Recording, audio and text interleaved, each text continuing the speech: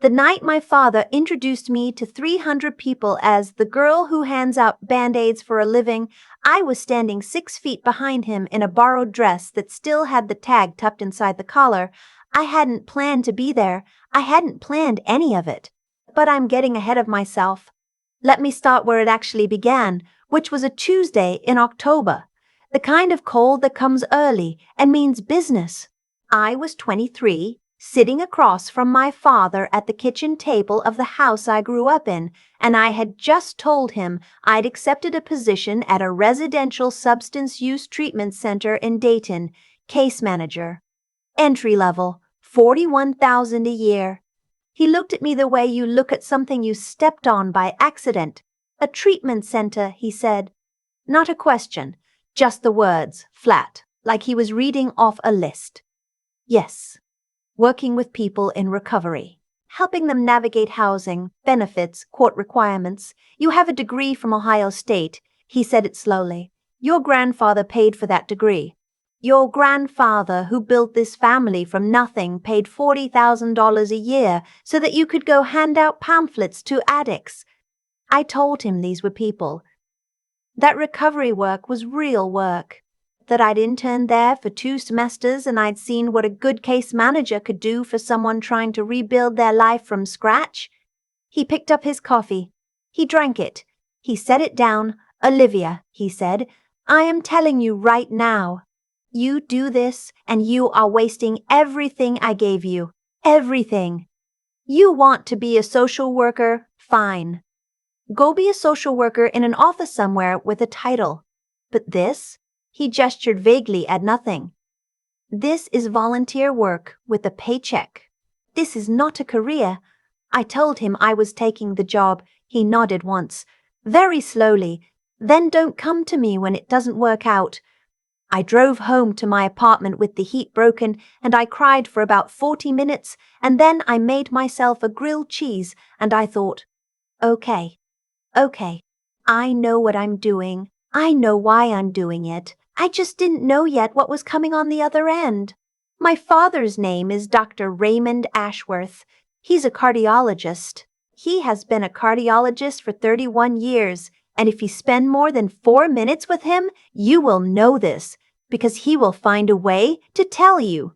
He came from money, but not a lot of it, built more through his practice, married my mother when they were both 32, and has spent the majority of my adult life treating me like a rough draft he never got around to finishing. My mother died when I was 11, ovarian cancer. She was gone in 8 months from diagnosis. After that, it was just him and me and a rotating cast of housekeepers he'd hire and then let go without explanation. He wasn't cruel, not exactly. He was just absent. Even when he was in the room, he was somewhere else, reviewing charts in his head, calculating something. And whatever I needed from him that wasn't logistical or financial, I mostly learned to get somewhere else. I was good in school. I was good at a lot of things. But the thing I was best at, the thing I felt most was watching people, understanding what they were carrying. I used to sit with my mother at the end, just sit there with her, and I knew without asking whether she wanted me to talk or to be quiet. I knew when she needed a hand and when she needed space. I don't know how I knew. I just did. That's what brought me to case management. It wasn't a plan. It was more like a recognition. My father never understood that. He understood credentials and titles and compensation structures. He understood career ladders. He did not understand doing something because it was the thing you were made for. So after that Tuesday in October, I stopped trying to explain it to him. I took the job. I got good at it. Over the next few years, I moved up from case manager to program coordinator to, eventually, associate director of a regional nonprofit called Lakeview Recovery Alliance. We operated 5 residential facilities across southwestern Ohio. We managed a budget of about $14 million annually, a significant chunk of which came from state and federal grant funding. I managed the grant portfolio. which means I was one of the people who decided where the money went. I didn't talk about work much to my family. My father and I had gotten to that particular kind of distant where we'd see each other at Christmas and Thanksgiving, exchange pleasantries, discuss nothing real. He'd ask about my little job with the same tone he might use for a hobby. I'd answer briefly. We'd move on. It was functional. It was fine. It was the kind of relationship you maintain because it's easier than ending it. My aunt, his sister, told me once that he talked about me to his friends as my daughter who works in public health. A generous reframe. I'm sure he believed it covered enough ground. He never asked what I actually did. I never offered. That was the arrangement. 3 years ago, my father started a non-profit. I found out the way I found out most things about him by then. Sideways, through a cousin who'd seen something on Facebook. The organization was called the Ashworth Foundation for Cardiac Health. The mission, as stated on their website, was to provide free cardiac screenings and health education to underserved communities in the greater Columbus area. Noble. Important, even. The website had a photo of my father in a white coat, arms crossed, looking purposeful. I thought, good for him. I meant it. I thought maybe this was something real for him, something beyond the practice and the reputation and the constant tallying of what he built. I didn't look too closely. I had my own work to do.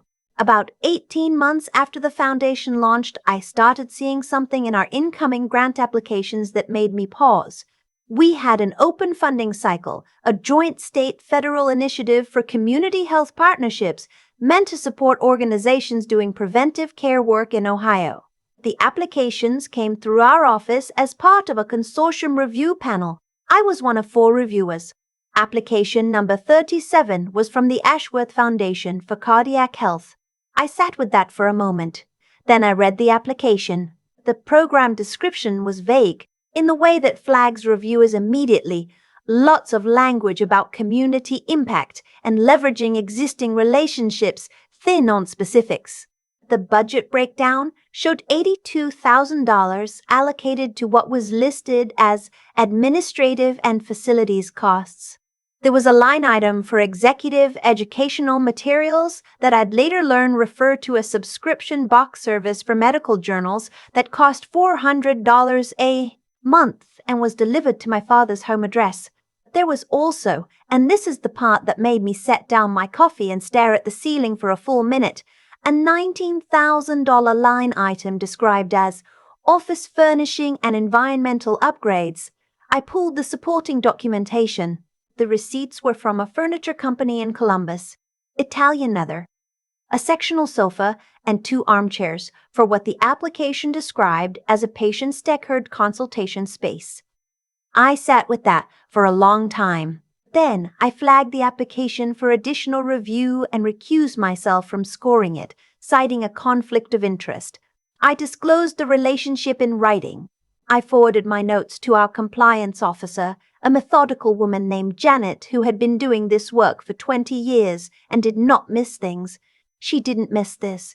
Within 2 weeks, the application was referred to the state's non-profit oversight office. Within a month, I received a quiet call from someone at that office who asked me a few careful questions about the Ashworth Foundation's prior grant activity. It turned out ours wasn't the first application. There had been 2 others, smaller, from county-level programs that had already been funded. I answered what I could. I said I'd noticed an irregularity and followed protocol. You did the right thing, the person said. I thanked them and hung up and sat in my car in the parking garage for a while, doing nothing in particular. My father didn't know I worked there. He had never asked. The Ashworth Foundation's annual gala was held every February at the Hilton in downtown Columbus. Black tie, 3-course dinner, silent auction, the whole production. He'd started hosting it the 2nd year of the foundation, and from what I understood, it was the centerpiece of his fundraising calendar. The night he'd court major donors, cement relationships with hospital administrators and local politicians. stand at a podium and talk about his legacy. I received an invitation that year, a formal one, with my name printed on heavy cardstock. I hadn't attended the previous two. This time, something made me go. I told myself I was curious. I told myself I wanted to see what the foundation had become. Maybe I was still hoping for something. I don't know. I'm not sure it matters. I wore a navy dress I'd had for 2 years, and I did my hair, and I drove to Columbus alone, and I walked into that ballroom, and it was exactly what you'd expect. Round tables with tall floral centerpieces, men in tuxedos, the warm ambient noise of people who are comfortable. I found my seat. I'd been placed at a table near the back, which told me everything I needed to know about my status in the room. My father spotted me from across the ballroom about 20 minutes in. I watched his face go through several things. Then he walked over. Olivia. He said my name the way people say the name of a problem they've been hoping would resolve itself. Hi, Dad. I didn't know you were coming. You sent me an invitation. He looked like he wanted to say something to that and thought better of it. He told me I looked nice.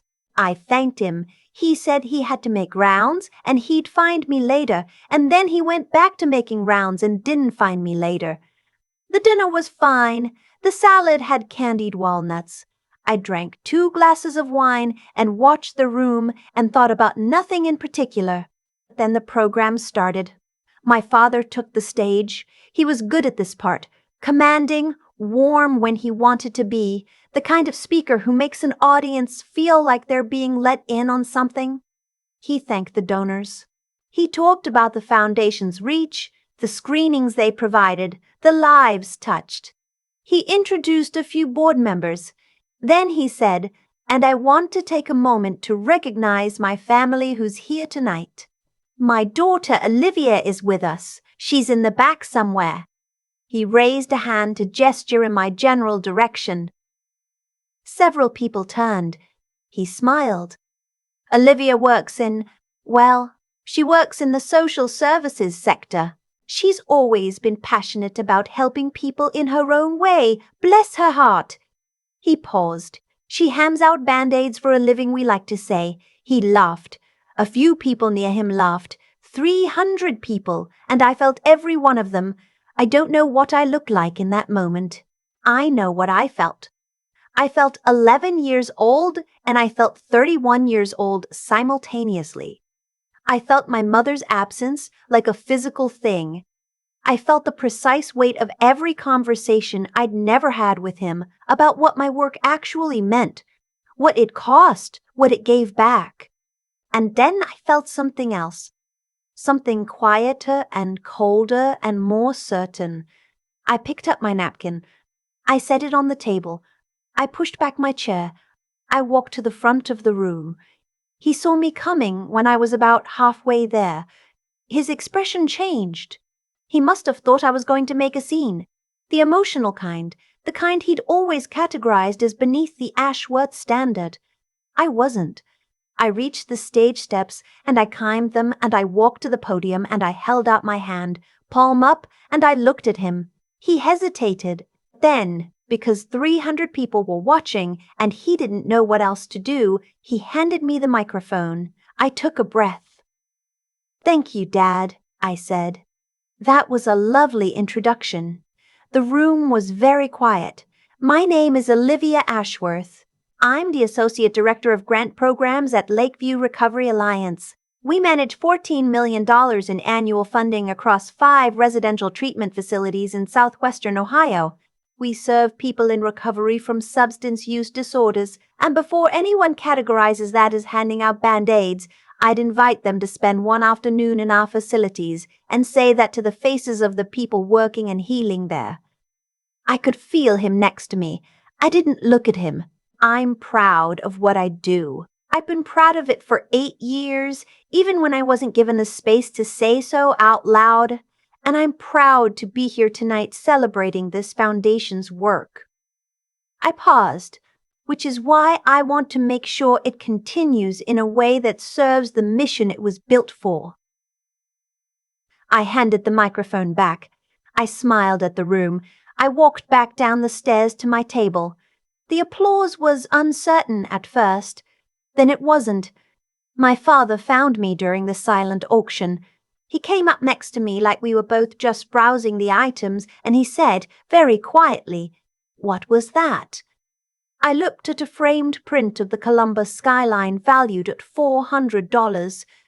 That was me introducing myself properly. "Olivia, you know what I do for a living. You sent a grant application to my organization." The silence that followed was the loudest thing I'd ever heard from him. "I didn't know you," he started. "You never asked." I turned to look at him. "You have never, in 8 years, asked me a single specific question about my job. You didn't know who I worked for. You didn't know what I managed. You sent an application to our funding cycle, and your name came across my desk, and I recused myself and followed protocol, because that's what I'm trained to do." He was very still. "The application has been referred to the State Oversight Office," I said. "There are some questions about expenditures, specifically around certain line items in the budget. I don't know how that process will unfold. That's not in my hands anymore." I paused. "But I thought you should know. Ask your daughter. Before you heard it somewhere else." He looked at me for a long time. "I built this foundation," he started. "I know you did. And the screening programs are real. The community work is real. There are good things here, Dad. I meant that. I still mean it. But $19,000 in Italian leather furniture categorized as patient consultation space is going to be a problem. You know that." He didn't say anything. "Get a good attorney," I said, "and maybe talk to your board chair this week." I picked up my bag. I said goodnight. "Olivia."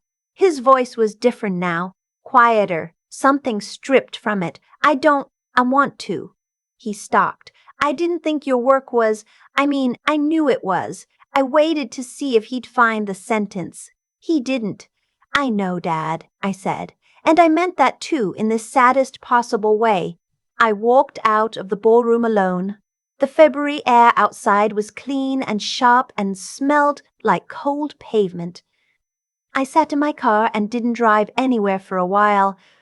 I wasn't triumphant. I wasn't sad, exactly. I was something there isn't a clean word for. The feeling of a door closing on a room you'd been hoping to enter your whole life and finally accepting that what's on the other side was never going to be what you needed anyway. I drove home on 71 North with the heat on high and the radio off. The oversight process took about 7 months. The Ashworth Foundation repaid a portion of the misallocated funds. My father was not criminally charged. The issues were categorized as administrative mismanagement rather than intentional fraud, which, knowing my father, I believe is accurate. He is many things. A deliberately dishonest person is not one of them. He is someone who believed the rules bent around his importance, which is a different problem, and one he's going to have to reckon with on his own terms. The foundation was restructured. New board oversight. New financial controls. The screening programs continued. He called me in September. First time he'd called, not texted, called in probably 3 years. I almost didn't pick up. Then I did. He said he wanted to apologize. He said he hadn't understood what I did and hadn't tried to understand it, and that was his failure, not mine. He said he'd been talking to someone, a therapist, which surprised me so much I had to actively keep my voice even, and that he was trying to understand some things about himself that he'd ignored for a long time. I listened. I said I appreciated that. I meant it. I didn't say everything was fine, because it wasn't. Not yet. Maybe not for a long time. But I didn't hang up either. We talked for 40 minutes. We talked about my mother, which we hadn't done. really done, in 20 years. He cried a little, which I had never heard before in my life. I didn't know what to do with it, so I just stayed on the line. Before we hung up, he said, "I should have asked. About your work, I should have asked." "Yes," I said, "you should have. Tell me now, if you want to." So I told him. I told him about the woman I'd worked with last year, who'd lost custody of her 2 kids when she was using and had spent 18 months in our program and had just gotten them back. I told him about the intake coordinator on my team who'd been in recovery himself for 11 years and was the best clinician I'd ever seen. I told him about the grant we'd just secured for a new transitional housing unit, 12 beds, which sounds small until you understand what 12 beds means in a system that's always short. He was quiet for a long time after I finished. "That's real work," he said. "I know," I said. Outside my window, it was starting to get dark. September dark, early, the way it does when fall is coming and you're not quite ready. I thought about my mother. I thought about that kitchen table in October 10 years ago, me in my 20s with a job offer and something I needed him to understand. I thought about all the years between then and now, all the Christmases and the surface-level conversations and the not asking and the not telling, both of us locked in our respective versions of who the other person was. It takes a long time to see someone clearly. Sometimes it takes losing the thing that kept you from looking.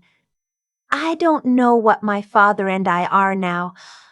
Something still being built, maybe. Something cautious and real and nothing like what I used to wish for. But something. The job still doesn't come with a white coat. I don't get introduced at galas with my title. Most of the people I work for will never know my name, and I won't know where they end up. And that's okay. That's always been okay. I do this work because it's the thing I'm made for. I knew that at 23 and I know it now, and nothing my father ever said about Band-Aids changed it for a single day. I just waited. I did my work. And eventually, the truth didn't need me to argue for it anymore. It just showed up on his desk with my name on it, and that was enough. I've thought a lot about the sequence of events that led to that gala. Not the dramatic parts, not the microphone, not the moment I handed it back, not my father's face. I mean the quiet parts before all of that. The 8 years of showing up anyway. The Tuesday in October when I took a job that paid $41,000 because it was the thing I was made for, and the decade of Christmases after that where I answered, "I work in social services," and changed the subject. There's something people don't tell you about doing the right thing consistently over a long period of time. It's boring. It doesn't feel like building anything. It just feels like getting up and doing your job and going home and doing it again. There's no moment where it clicks into place and announces itself. You don't feel yourself becoming someone. You're just there, working, quietly accumulating something you can't see yet. My father spent 30 years being the most important person in every room he entered. He built a practice, a reputation, a foundation with his name on it, and somewhere in all of that building, he stopped being able to see anything that didn't fit the picture of what mattered. A daughter in recovery services didn't fit, so he stopped looking at her.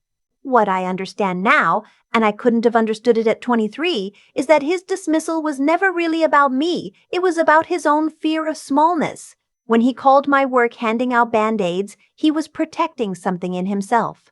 The belief that prestige is the same thing as value, that a title means more than the work behind it, that a white coat in a ballroom outranks someone sitting with a person at their worst and helping them find a way back. The thing about that belief is that it's fragile.